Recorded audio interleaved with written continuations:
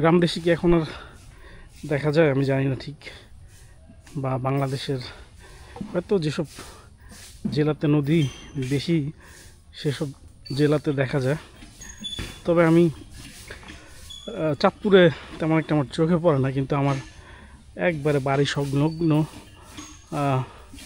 এই সাঁকোটা।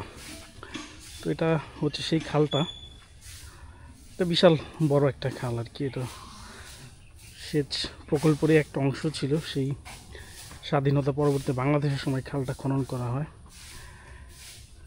দীর্ঘ বয়স এই খালটির। তো আমিও সে সাঁকো ধরে ধরে আগাচ্ছি।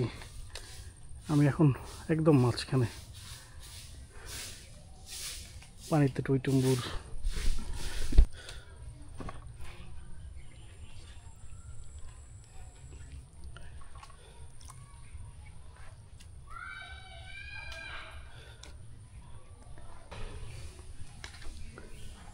সাবধানে পার হতে হবে, একটু পিচ্ছিল। আমার জুতাটাও খুব বেশি গ্রিপ করা জুতা না, মনে হচ্ছে যে পিছলিয়ে যাবো আর কি।